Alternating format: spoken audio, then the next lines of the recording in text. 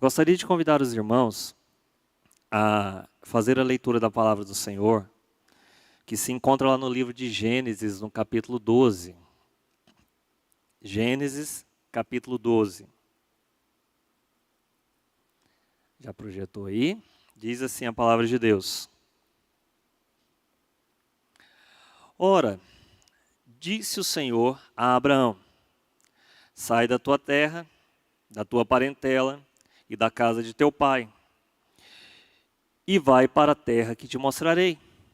De ti farei uma grande nação, e te abençoarei, e te engrandecerei o nome.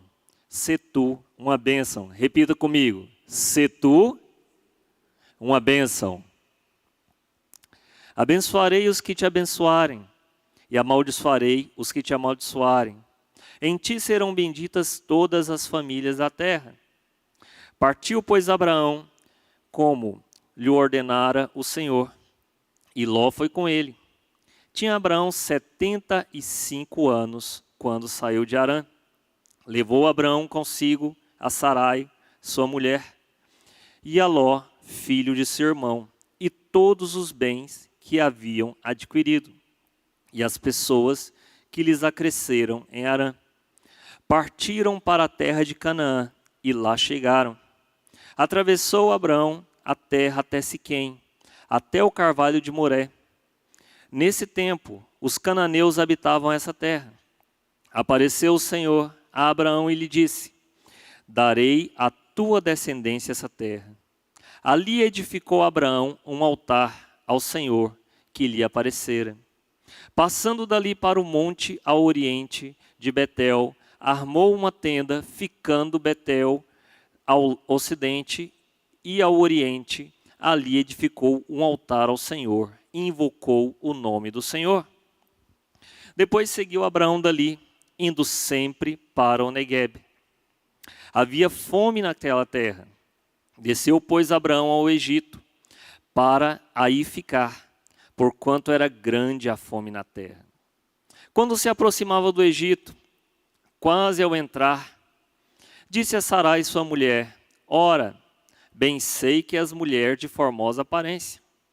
Os egípcios, quando te virem, vão dizer: é mulher dele, e me matarão, deixando-te com vida. Dize, pois, que és minha irmã, para que me considerem por amor de ti, e por tua causa me conservem a vida. Tendo Abraão entrado no Egito, viram os egípcios que a mulher era sobremaneira formosa. Viram-no os príncipes de Faraó, e gabaram-na junto dele. E a mulher foi levada para a casa de Faraó. Este, por causa dela, tratou bem a Abraão, o qual veio a ter ovelhas, bois, jumentos, escravos e escravas, jumentas e camelos. Porém o Senhor puniu a Faraó e a sua casa com grandes pragas por causa de Sarai, mulher de Abraão. Chamou, pois, Faraó a Abraão e lhe disse: que é isso que me fizeste? Por que não me disseste que era ela tua mulher? E me disse ser tua irmã. Por isso a tomei para ser minha mulher. Agora, pois, eis a tua mulher, toma e vai-te. E Faraó deu ordens aos seus homens a respeito dele, e acompanharam-no, a ele, a sua mulher e a tudo o que possuía. Queridos, vamos começar. Esse texto ele é muito bacana porque ele nos traz algumas nuances de Abraão. Primeiro, ele nos mostra um Abraão que ouve a voz do Senhor. Um Abraão que era um homem bem-sucedido juntamente à sua família, à sua parentela, lá nas terras de Ur, antiga pré-Mesopotâmia, que hoje é o atual Iraque. E Abraão, se fosse trazer para o contexto atual, ele era um empresário bem-sucedido no ramo da criação de gado e da fabricação de ídolos. Abraão também adorava ídolos pagãos, mas o Senhor resolve escolher aquele homem pagão para ouvir a voz dele. E o Senhor fala com Abraão, e Abraão ouve a voz do Senhor, e Abraão crê na voz do Senhor. Mas mais do que isso, o Senhor faz promessas para Abraão, promessas essas que todo homem e toda mulher querem. O Senhor promete bens, o Senhor promete riqueza, o Senhor promete posteridade, nome e descendência. É o que todo homem e toda mulher quer, é o que todo homem e toda mulher passa a sua vida lutando e morrendo por isso. Todos nós, todos os dias das nossas vidas, perdemos a maioria do tempo para ganhar algo que não vamos levar para a eternidade. Verdade ou mentira? Todos nós fazemos isso, nós passamos toda a nossa vida atrás dessas coisas. E aí o Senhor faz essas promessas para Abraão, e Abraão ouve, e o Senhor diz: larga a tua parentela e vai para onde eu vou te mostrar. Só que o Senhor, ele faz uma pegadinha com Abraão, o Senhor não mostra, ele manda ele ir. Olha, vai. E mais uma vez nós vemos a fé de Abraão seguindo, porque ele foi. Só que Abraão dá um pequeno deslize. O Senhor mandou ele largar a parentela, só que Abraão não largou a parentela. Abraão levou parte da parentela com ele. Seu sobrinho Ló foi com ele. E juntamente com seu sobrinho Ló, parte da sua parentela. E aí Abraão leva também parte das suas riquezas que ele tinha lá em Ur dos Caldeus. Mas então Abraão, ele chega numa terra onde ali era habitada por cananeus, um povo estranho, violento. E naquela terra, em determinado momento, há fome naquela terra. E Abraão volta mais uma vez e olha para o Senhor, e lembra do Senhor, e lembra das promessas do Senhor, e tem fé no Senhor. E Abraão edifica um altar ao Senhor. Repita comigo: altar. Abraão edifica um altar ao Senhor. Mas mesmo edificando um altar ao Senhor ali, e sacrificando ao Senhor ali naquele lugar, Abraão resolve partir para o Egito, porque havia fome na terra. A inflação estava muito alta, a situação política estava complicada, a situação econômica estava complicada, estava difícil para ganhar dinheiro, a comida estava muito cara, então havia fome na terra. Abraão resolve partir para o Egito. O Egito, e é bem sabido de todos os irmãos, o Egito ele simboliza o mundo. E no mundo reina Faraó. Faraó é a simbologia de Satanás, ou seja, do diabo, do pecado. Mas Abraão vai para o Egito, e ali no Egito, Abraão comete outro erro. A sua mulher Sarai era muito formosa, segundo a palavra do Senhor, muito bonita. E Abraão resolve contar uma mentirinha do gasto. Já ouviram falar na mentirinha do gasto? Certa vez um irmão chegou para mim e falou assim: irmão, não tem problema mentir não, se for a mentirinha do gasto. Mas toda mentira é pecado. E Abraão cai mais uma vez. Ele mente, porque ele ficou com medo. E muitas pessoas julgam Abraão por causa disso. Mas cá entre nós, quem não ficaria com medo? Você chega numa terra estranha, onde tem um rei estranho, um Deus estranho, que adora coisas estranhas, e que se você disser quem você é, eles vão te matar. Quem não ficaria com medo? Quem talvez não mentiria? Abraão fez isso. E Abraão mente, e é engraçado que a esposa dele, Sarai, é tomada e é levada à casa de Faraó. E quando Sarai é levada à casa de Faraó, o Senhor não se esquece da promessa que ele fez. Saiba de uma coisa, mesmo que você se esqueça de Deus, Deus não se esquece de você jamais. O Senhor não se esquece da promessa que ele fez. Então o Senhor, ele lança pragas sobre a casa de Faraó. E Faraó então entende o recado de Deus. Quando Deus quer fazer algo na sua vida, ele usa o pior do mundo se for necessário para te abençoar. Mas Ele usa tudo que está ao alcance dele. E foi exatamente isso que Deus fez com Abraão. Ele se revela a Faraó e Faraó tem o discernimento. E Faraó então questiona Abraão. Mas ela era sua esposa, como é que você diz que ela era sua irmã e eu a tomei por mulher? Pega a sua mulher e vai embora. Só que tem um detalhe, antes disso a palavra do Senhor ela fala que Abraão lá no Egito enriqueceu. Ele criou jumentas, jumentos, camelos, bois, escravos, ele enriqueceu lá no Egito. O Senhor usou o mundo para abençoar mais ainda a vida de Abraão. E aí o mundo manda Abraão embora, porque nós temos que entender uma coisa, muitos de nós vivem deslocados, mas nós temos que entender uma coisa, nós somos deslocados e nós vamos viver constantemente deslocados, porque nós não pertencemos a esse mundo ele é estranho a nós, a nossa pátria não é aqui, a nossa pátria ela é celestial. Nós vamos viver deslocados. E o mundo vai constantemente nos boicotar e tentar nos expulsar do meio dele. Natural. E Faraó manda, expulsa Abraão. A palavra do Senhor não usa essa palavra, ela diz que Faraó manda, mas o que Faraó disse? Por favor, se retira daqui, vai embora. Você está trazendo praga.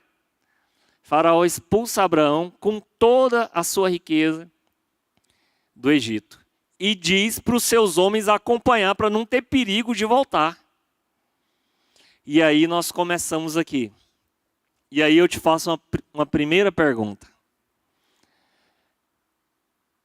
Queres ser tu uma bênção?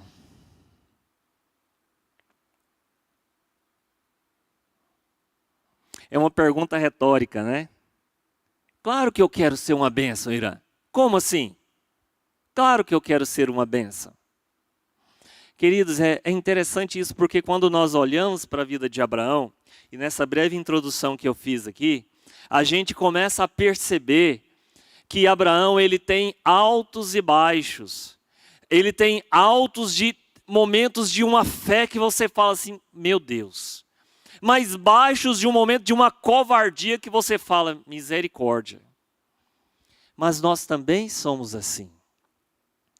Não é estranho isso em Abraão, porque isso é normal em nós.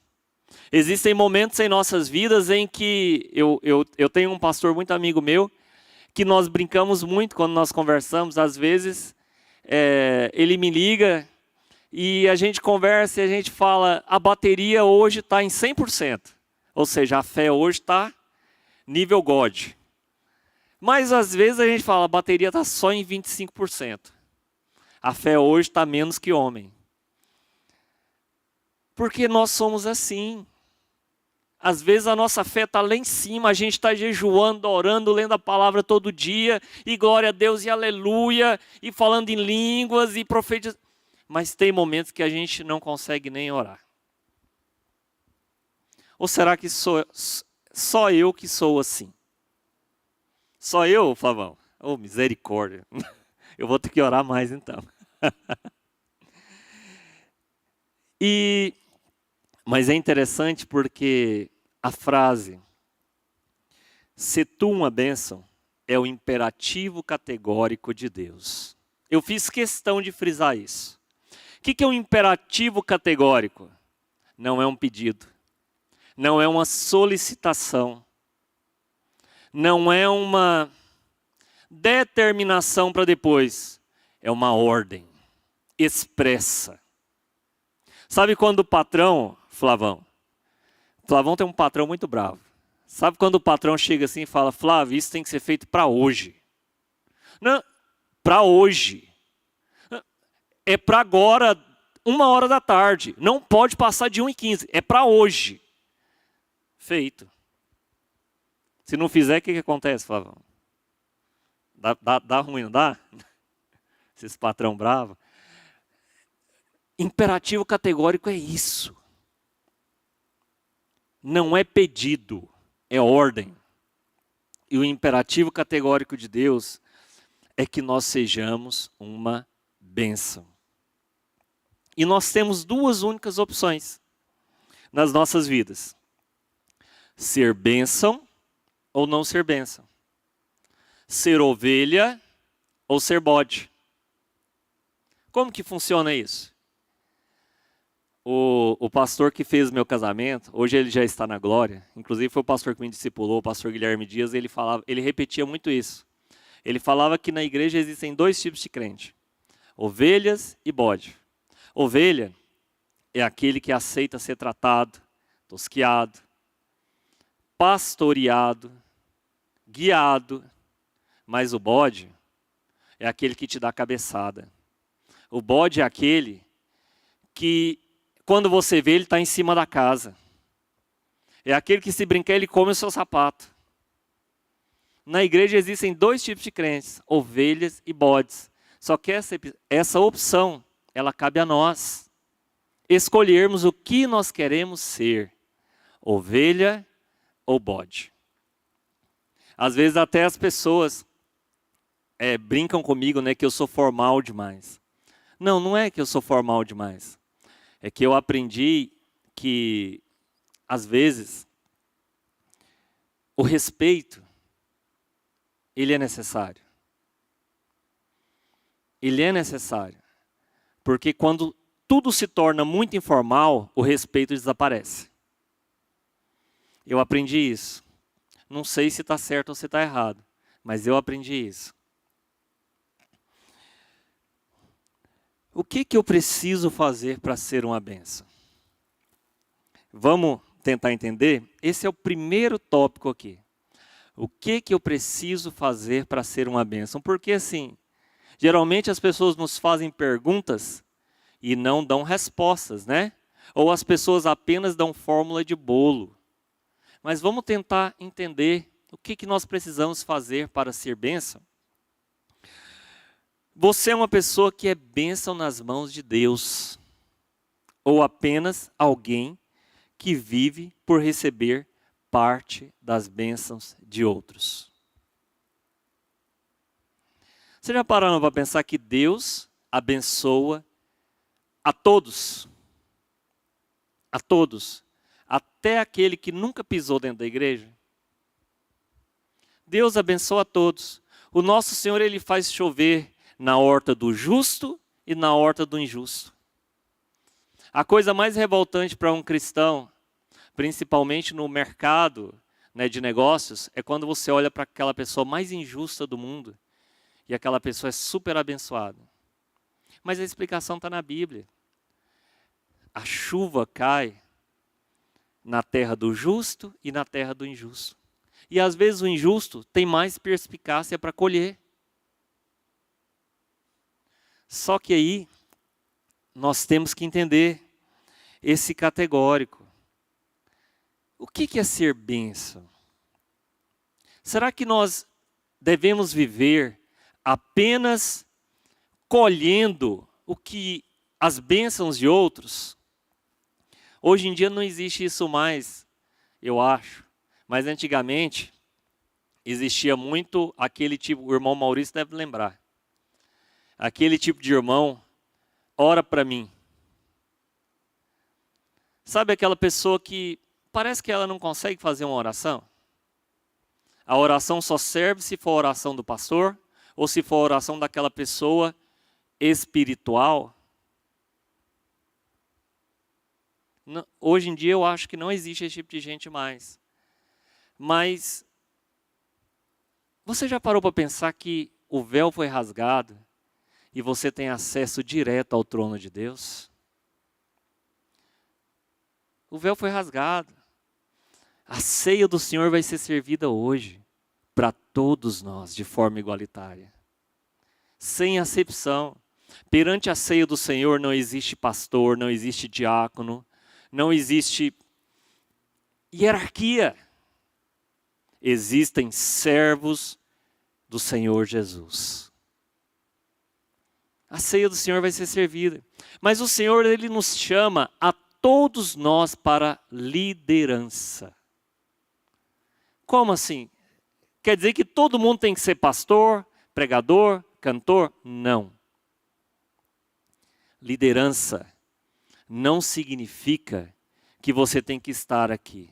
Liderança significa que você tem que seguir a ordenança do Senhor. Ide por todo mundo e pregai o evangelho a toda a criatura. Espera, para pregar o evangelho, eu preciso de um título? Eu preciso que alguém me diga que eu tenho que ir pregar? O Senhor Jesus já mandou eu fazer isso. Eu preciso que o pastor determine uma atividade na igreja para que a igreja diga que eu tenho... Não, lá no meu trabalho, lá na minha escola, na minha faculdade, no meu vizinho, para minha parentela, eu posso pregar o evangelho a todos. Eu posso ser um pastor em todos os locais que eu pisar, porque o Senhor, Ele me chamou e Ele chamou a você para ser liderança. Nós somos embaixadores do reino de Deus aqui na terra. E um embaixador, ele representa o seu país, a sua pátria. Ele não pede autorização à pátria estrangeira. Ele não pede. E nós somos embaixadores de Cristo nessa terra. E Ele nos chamou para isso, para disseminar a sua palavra. Lá no versículo 1, é necessário ouvir o chamado individual. O que diz no versículo 1? Ora, disse o Senhor a Abraão, sai da tua terra, da tua parentela e da casa de teu pai, e vai para a terra que te mostrarei. O Senhor deu um mapa para Abraão.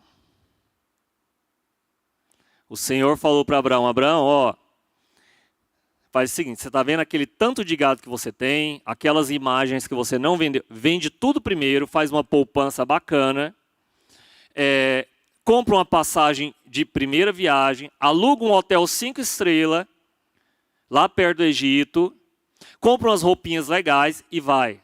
O Senhor falou isso para Abraão? Não, ele falou, sai da tua parentela e da tua terra e vai para a terra que eu te mostrarei. O Senhor disse, sai. Ou seja, vai. Não é para esperar, é para você ir. Vai. Simplesmente vai. Ah, mas eu não consigo. Eu não sei pregar. Eu vou te ensinar uma coisa que já foi ensinada para muitos há pouco tempo no Brasil. Há mais ou menos 100 anos. Mais ou menos 100 anos, 2 missionários chegaram no Brasil. 2 missionários suecos. Eles não sabiam falar nada em português. Mas no navio tinha 2 marinheiros. 2 não. Tinha alguns marinheiros brasileiros. E esses marinheiros ensinaram eles a falar poucas palavras. E eles chegaram no Brasil sabendo falar bom dia, boa tarde, olá. Mas além disso eles sabiam falar mais alguma coisa. Eles aprenderam a falar Jesus Cristo cura, Jesus Cristo liberta e Jesus Cristo salva. O nome desses 2 missionários eram Gunnar Vinger e Daniel Berg. Eles não foram para a capital do Brasil, aonde tinha a maior megalópole. Eles não foram para o Rio de Janeiro.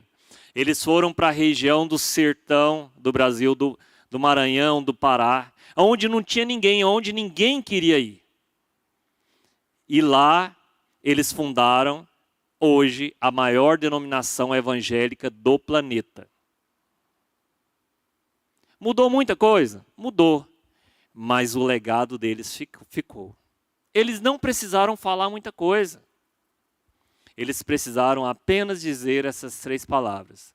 Jesus Cristo cura, Jesus Cristo salva, Jesus Cristo liberta. Se você não sabe pregar, diga às pessoas que Jesus ama elas. Diga às pessoas que Jesus quer salvá-las. Diga às pessoas que Jesus quer libertá-las. Quando eles te perguntarem como, convide eles para vir à igreja. Quando eles não tiverem tempo de vir à igreja, ore com eles. E você vai ver o quanto o Senhor vai te usar.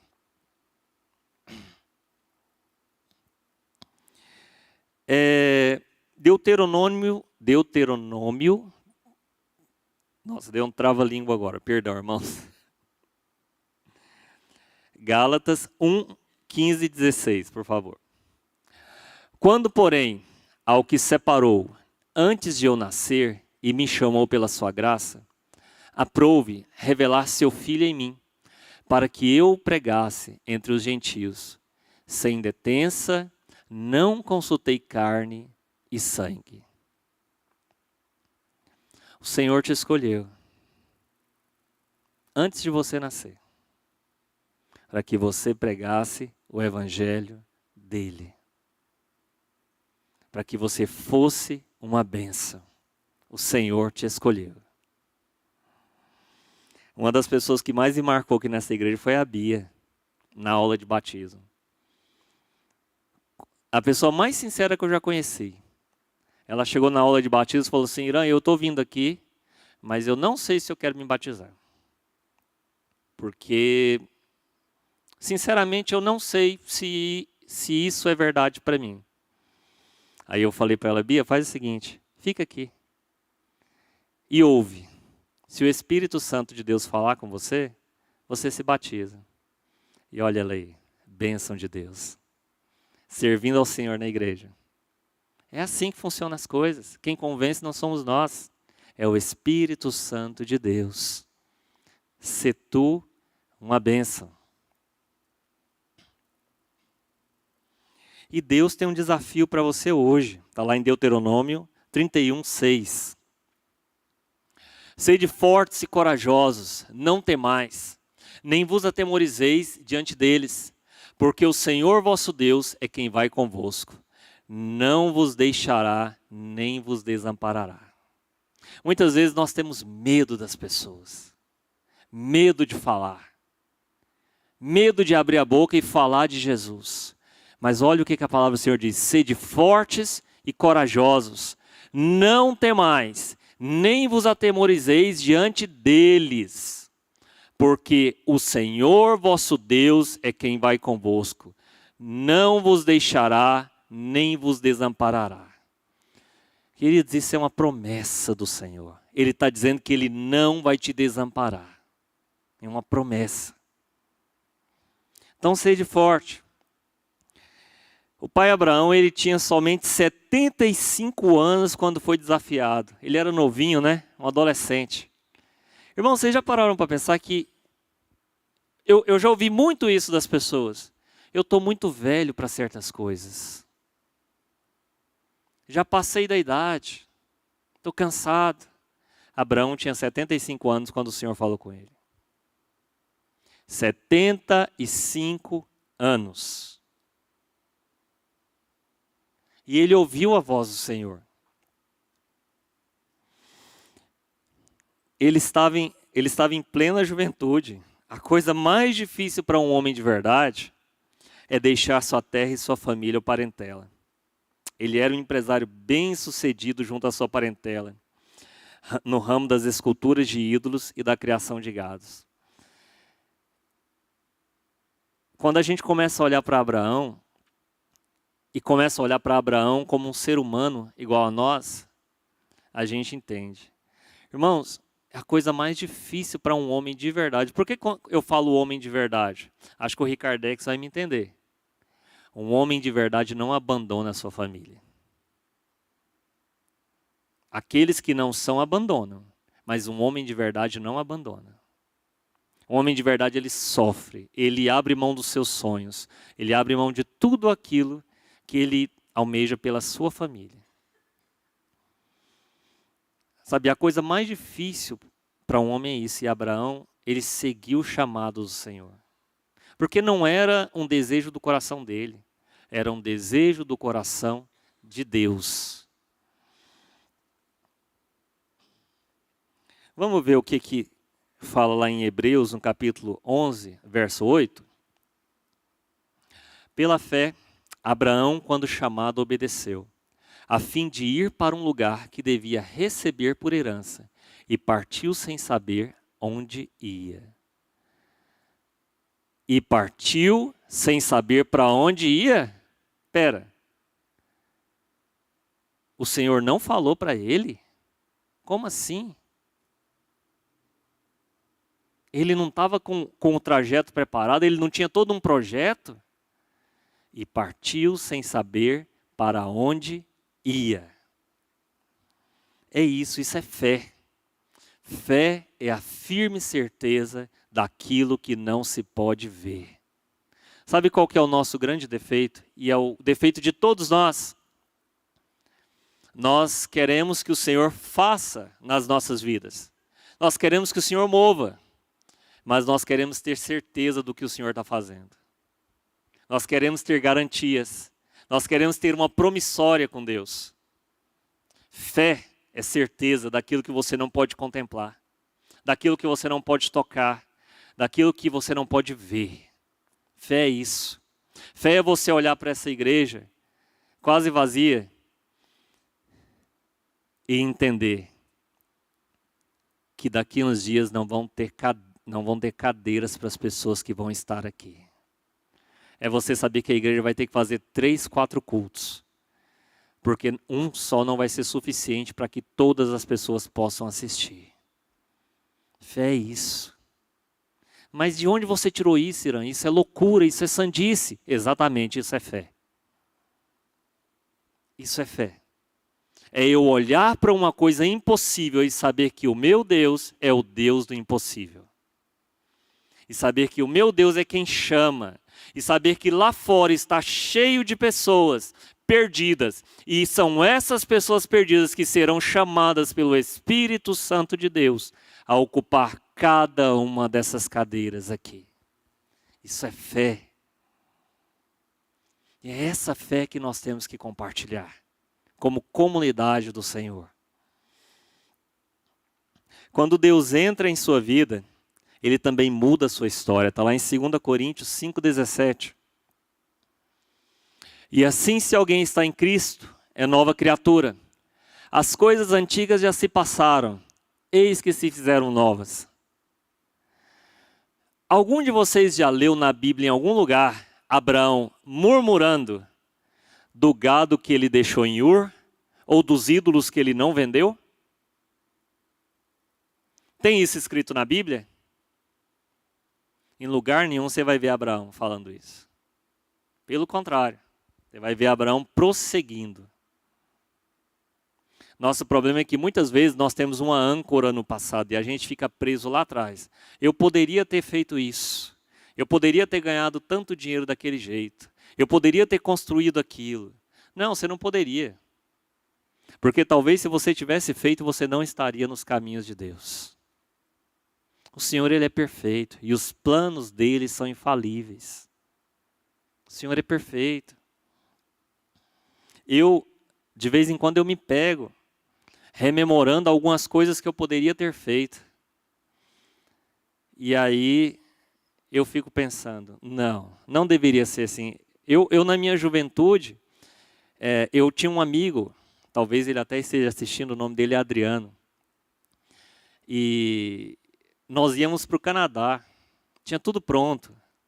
E lá nós íamos construir uma vida, hoje ele está lá. Só que eu não poderia ter ido para o Canadá.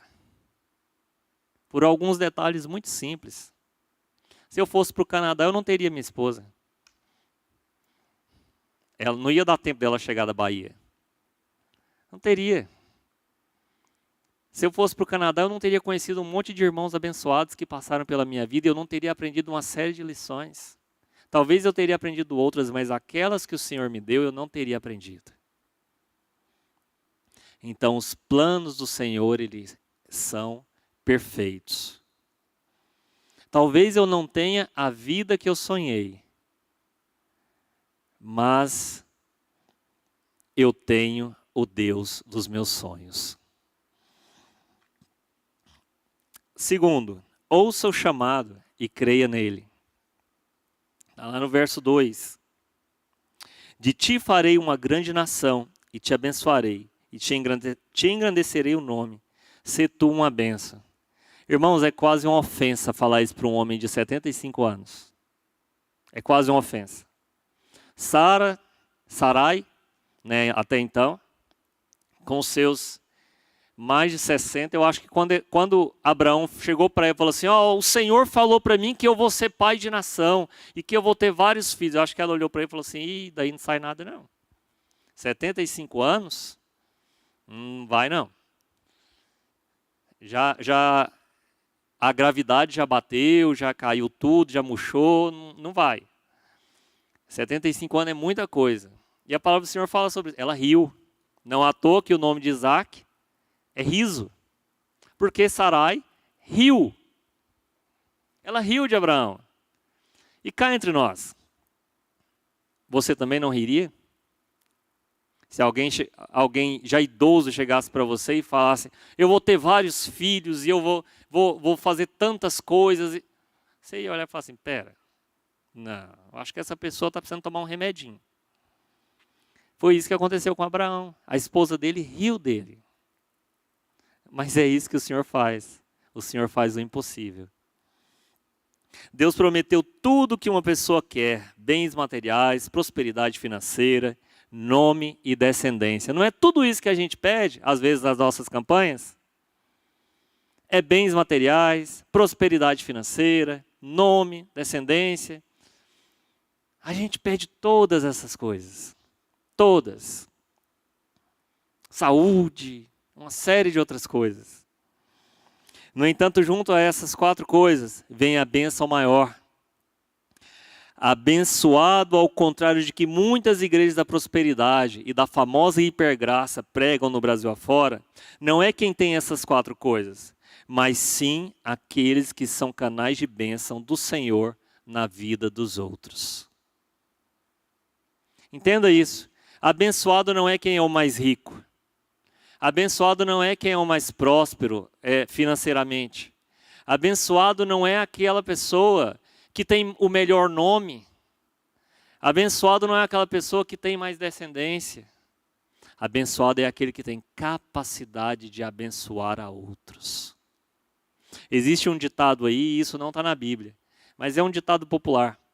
Que existem pessoas que são tão pobres, mas tão pobres, que a única coisa que elas têm na vida é dinheiro. E é a mais pura verdade. Tem pessoas que têm dinheiro, são abençoadas financeiramente, mas elas não têm a capacidade de olhar para um necessitado e abençoar a vida dele.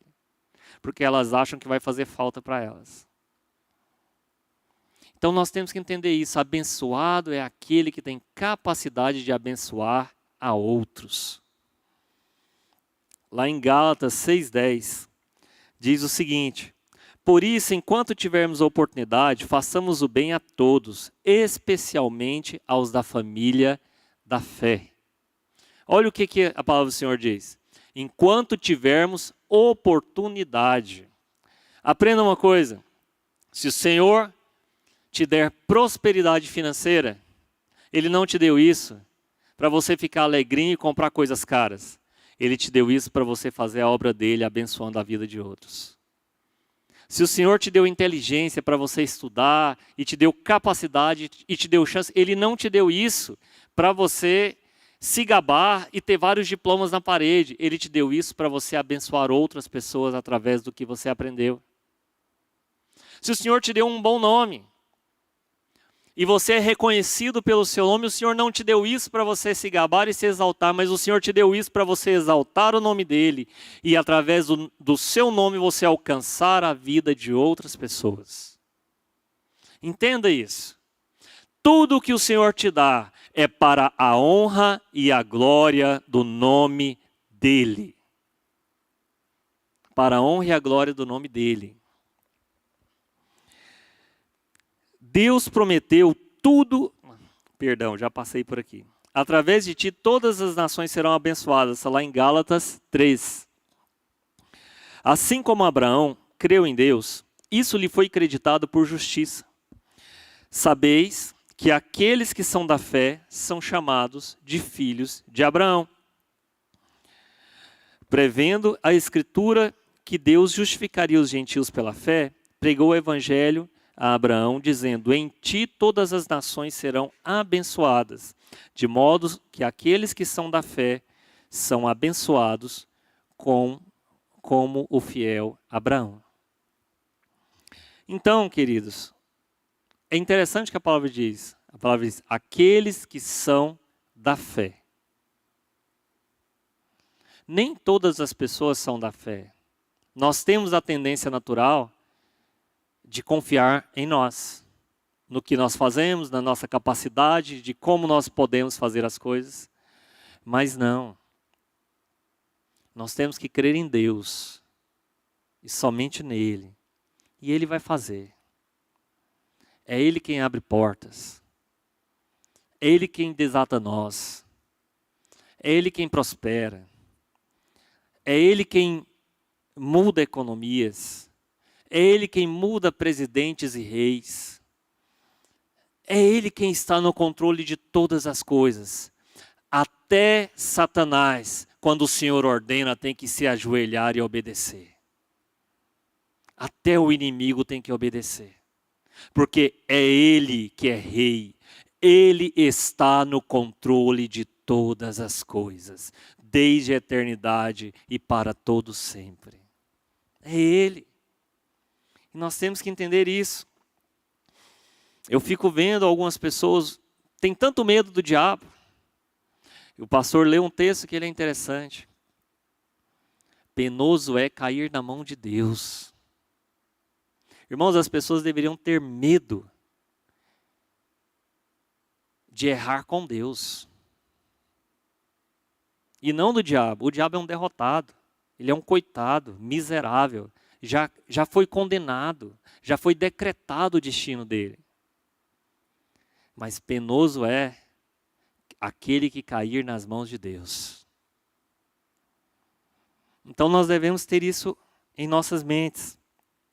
Por intermédio de Jesus Cristo, da descendência de Abraão, todos nós fomos eleitos para a justificação e a salvação. Hoje nós vamos celebrar a ceia do Senhor. Essa ceia, eu sempre falo isso, as pessoas têm que participar da ceia com clareza do que ela é. Não é só um pão, não é só um vinho. É um memorial de reverência ao Senhor. Ele nos ordenou que o fizéssemos isso, todos sempre, até que Ele volte, como memorial dele. Ele nos diz que isso é o corpo, que isso é o sangue.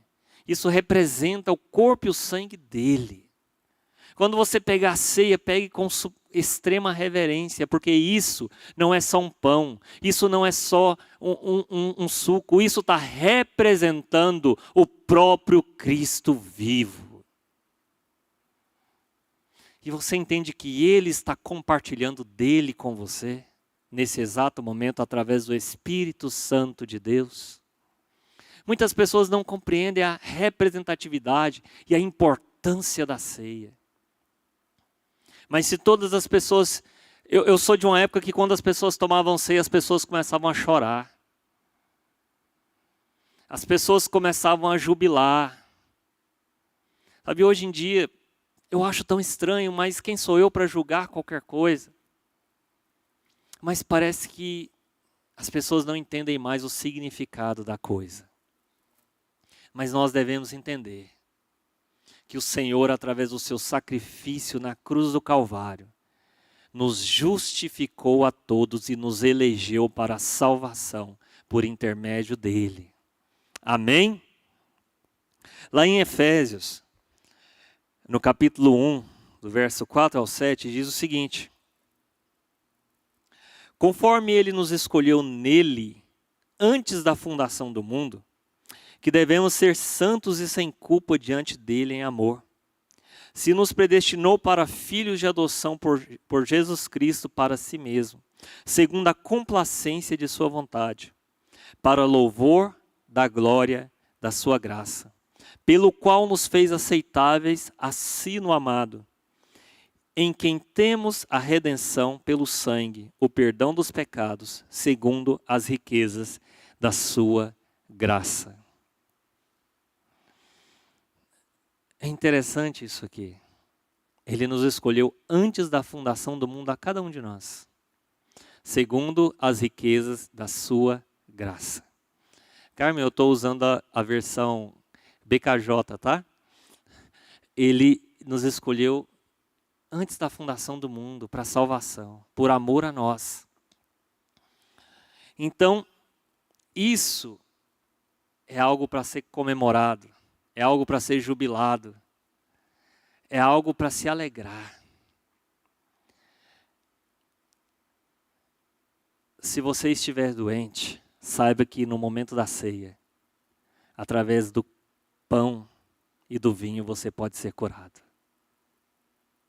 O Espírito Santo de Deus pode ministrar cura na sua vida. Sabe, é algo sublime.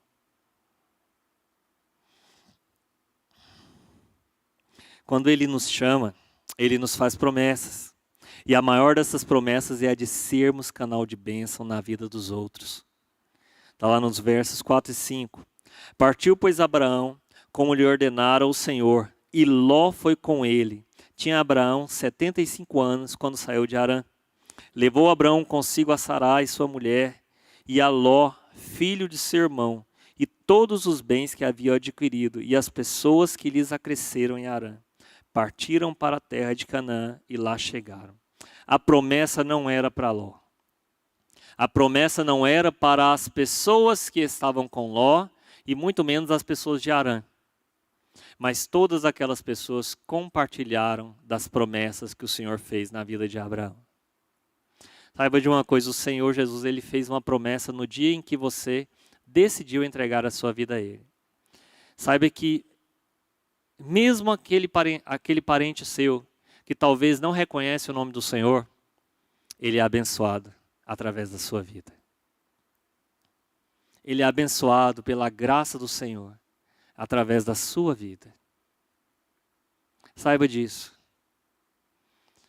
O Senhor usa a sua vida para abençoar outros, porque o Senhor é um Deus de amor. E o desejo dele é que todos se entreguem a Ele para a salvação. Esse é o desejo dele. E por isso Ele derrama bênçãos através de nós, mesmo nas vidas daqueles que não o reconhecem.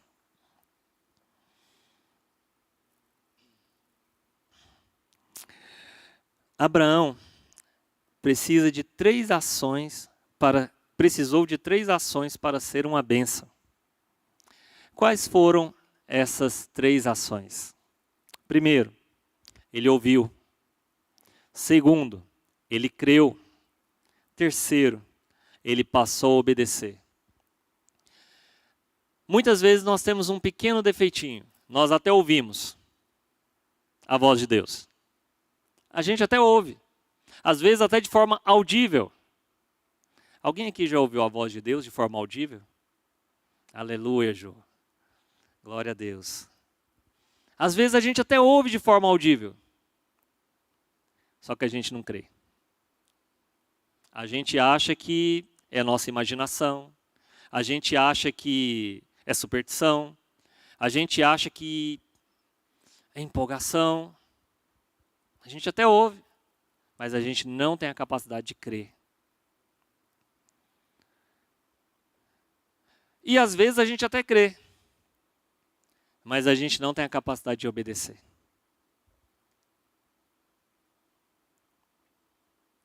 Mas se você consegue ouvir, se você consegue crer, e se você consegue obedecer, saiba que o Senhor, Ele tem promessas que você nem imagina para a sua vida. Não duvide da voz de Deus. Não duvide da voz do Espírito Santo de Deus. Uma das coisas que mais me entristece na igreja contemporânea é que nós vivemos numa igreja cética. Uma igreja que está se parecendo muito com a igreja europeia. Uma igreja de culto. As pessoas vão no culto, cantam, oram e tchau. Uma igreja que deixou de acreditar nos dons do Espírito Santo de Deus. Uma igreja que não acredita mais em profecia. Uma igreja que não acredita mais nos sonhos, nas visões. Uma igreja que acha que tudo isso é crendice. Mas se tudo isso é crendice, por que essas coisas estão na palavra de Deus? Por que a palavra de Deus fala sobre essas coisas? Uma igreja que não acredita mais nos dons do Espírito Santo, nos dons de língua, nos dons de profecia, nos dons de maravilha. Se tudo isso é crendice, por que essas coisas estão escritas na palavra de Deus? A palavra de Deus, ela não é mentirosa. E se essas coisas estão contidas na palavra de Deus, significa que o Espírito Santo de Deus, ele habita em nosso meio. E ele quer te batizar, ele quer te tocar, ele quer te usar, ele quer derramar dons sobre a sua vida e sobre a minha vida. Ele quer te dar sonhos, ele quer te dar visões, ele quer te dar profecias, ele quer ministrar cura através da sua vida. Ele quer te usar para falar em línguas, não para exaltar, não para que você apareça, mas que para que outros possam ser tocados pelo Espírito Santo de Deus através da sua vida.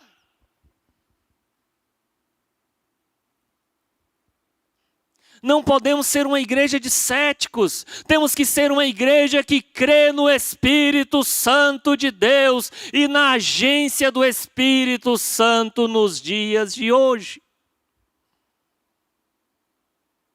A igreja europeia começou a ser cética. Começou a deixar de crer nos dons do Espírito Santo de Deus. E o resultado nós estamos vendo. Muitas igrejas se tornando museus, outras se tornando livrarias, outras igrejas se tornando até boates. Porque deixaram de ser igreja há muitos anos. Aquela igreja que deixa de crer no Espírito Santo de Deus, ela deixa de ser igreja. Ela pode até falar bonito. Ela pode até ter uma oração eloquente. Ela pode até ter vestimentas bonitas e roupagem de igreja. Mas se o Espírito Santo de Deus não está ali, ela não é igreja.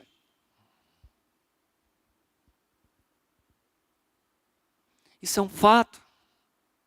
Abraão foi guiado pelo Senhor, pelo Espírito Santo de Deus. Mesmo quando errava, o Espírito Santo de Deus ia lá e tocava até nos seus inimigos para que o guiassem para a bênção.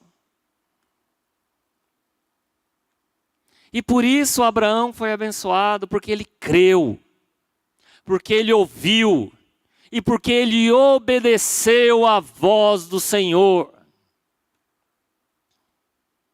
Essa é uma verdade nos nossos dias, que nós precisamos tatuar em nossos corações.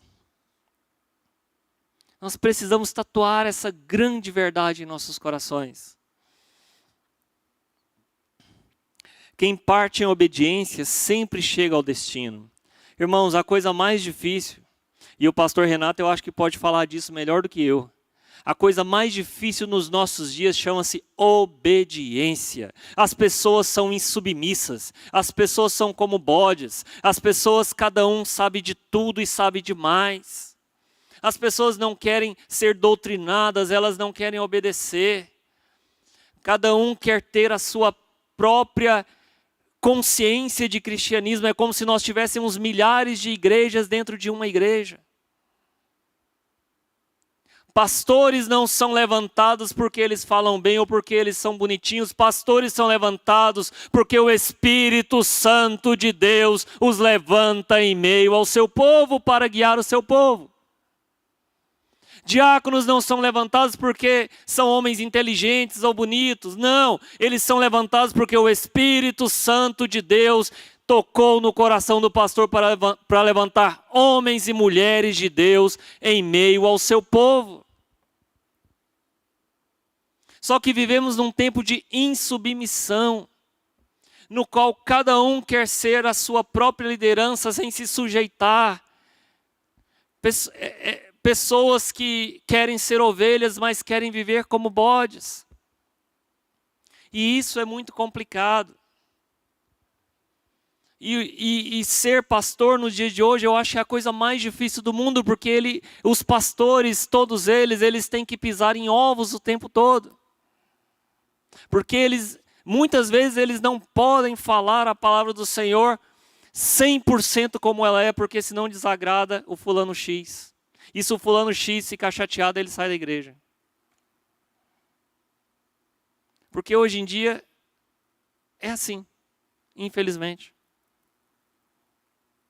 Muitas vezes o pastor não pode exortar com a força da exortação, porque senão magoa. E se eu ficar magoadinho, aí o pastor não serve mais para mim. Eu não posso ser magoadinho. Eu não posso ter meus sentimentos tocados. Mas nós temos que aprender a ouvir a voz de Deus e sermos submissos.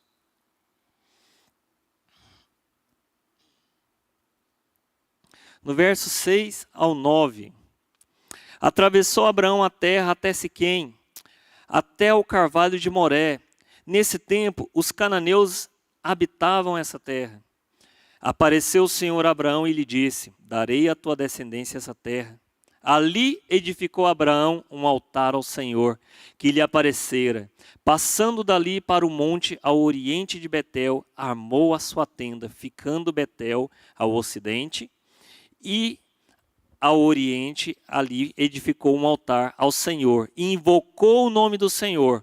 Depois seguiu Abraão, indo sempre para o Neguebe. Irmãos, isso aqui é interessante. Abraão chega, ele edifica 2 altares. Um ao ocidente e um ao oriente. E ele não precisava fazer aquilo. Mas ele edifica altares e invoca o nome do Senhor. Sabe qual que é uma das piores coisas que pode acontecer na vida de algumas pessoas? Chama-se prosperidade. As pessoas, muitas vezes, quando elas precisam, quando estão necessitadas, elas oram, fazem campanha, são submissas, estão na igreja, mas quando elas começam a se tornar prósperas, elas esquecem que precisam edificar altares. Elas esquecem que precisam invocar o nome do Senhor, porque elas acham que elas são suficientes. O maior movimento no Brasil hoje é o famoso movimento dos desigrejados, pessoas que acham que eles mesmos são seus pastores e que não há necessidade. São pessoas que esqueceram de edificar altares. Pessoas que se esquecem de agradecer. Pessoas que olham para a ceia do Senhor. Eu já vi isso na igreja.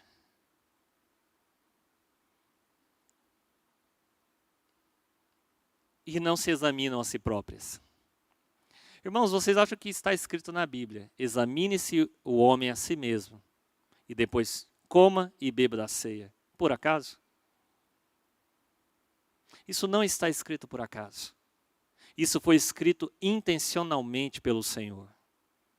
Quando o Senhor nos manda nos examinar, sabe, o Senhor manda que você faça uma varredura em você.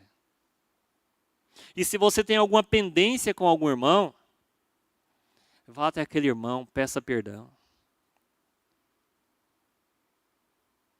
Se você tem algum problema com seu pastor, vá até o pastor, peça perdão. Sabe quando nós criamos aquele ato de trocar o cálice, muitas pessoas acham que aquilo é só uma dinâmica que a igreja faz. Não é. O ato de trocar o cálice é um ato de comunhão. É um ato simbólico que é feito há mais de 500 anos. Trocar o cálice significa que você está partilhando da sua alma para com o outro. É um ato de comunhão. Sabe, mas parece que as coisas ficaram tão superficiais E nos tempos de hoje se fala tanto em religiosidade que nós criamos um novo tipo de religiosidade. Criamos a religiosidade sem religião. É aquela religiosidade em que você não é religioso, mas você é um cara legal. Mas você se esquece que você criou uma nova religião. A religião dos caras legais. É um novo tipo de religiosidade que nós não estamos percebendo que estamos criando. E finalizando,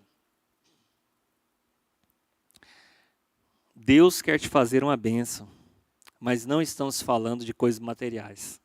Ele quer te fazer uma bênção espiritual.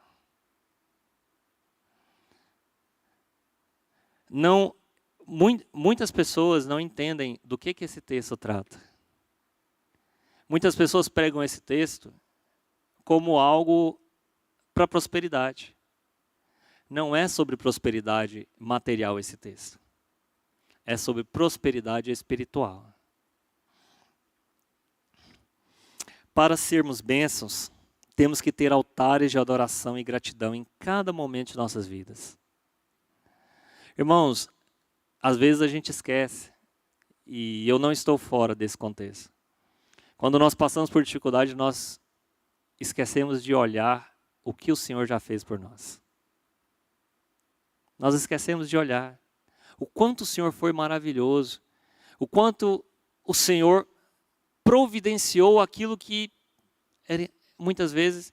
Eu comentava com a Vera esses dias, pastor, já finalizando. Comentava com a Vera esses dias, antigamente, quando eu era adolescente, pobrezinho, no Parque Amazônia aqui, meu sonho era ter um Fusca. A Vera nunca deixou eu comprar um Fusca. Meu sonho era ter um Fusca. Porque eu olhava as pessoas com melhor condição financeira e elas tinham Fusca, Brasília, e tinham Variante e os outros lá que eu não sei o nome. E o meu sonho, porque eu odiava andar de ônibus, eu passava mal quando eu entrava no ônibus, eu estômago embrulhava, eu vomitava. E o meu sonho era ter um Fusca. Fusca não tem ar-condicionado, é um carro desconfortável, é um carro duro, horrível. Hoje eu tenho um sedã com ar-condicionado, banco confortável, bacana. Aí às vezes eu vejo uma Ferrari passando do meu lado e falo, nossa, eu queria tanto uma Ferrari. Aí eu esqueço que antigamente o meu sonho era ter um Fusca. Irmãos, nós somos assim. A nossa tendência natural é essa. A gente esquece de tudo que Deus fez por nós. A gente esquece. Deus nos abençoa tanto, em todos os momentos, mas a gente muitas vezes deixa de olhar essas coisas. Que nós possamos aprender com o pai Abraão. Que possamos buscar honrar o Senhor e honrá-lo com intimidade em todo e qualquer momento de nossas vidas. Todo e qualquer momento, seja na dificuldade, seja na pobreza, seja na riqueza, seja na saúde, seja na doença, seja na felicidade, seja na tristeza, que nós possamos honrar o Senhor em todo e qualquer momento de nossas vidas e exaltar o nome dEle. Mas não se esqueça, eu não podia deixar de falar isso. Se você cair, você tem um advogado fiel junto ao Pai. O Senhor Jesus. Ele entende todas as nossas fraquezas. Ele não olha para você com o meu olhar e nem com o olhar de outro homem. Ele entende porque ele passou por isso. Ele teve fraquezas também. Ele soube o que é ser pobre, ele soube o que é ser humilhado. Ele soube o que é ser homem. Ele te entende. E é por isso que ele é o nosso advogado junto ao Pai. E nessa manhã, se você de fato quer ser uma bênção, que você possa ouvir o chamado de adoração. Não murmure. Abençoe. Simplesmente abençoe. Reconheça o Senhor em todos os momentos, em todos os seus caminhos. E Ele pode endireitar toda e qualquer vereda. Amém? Ele quer te usar como vaso de honra.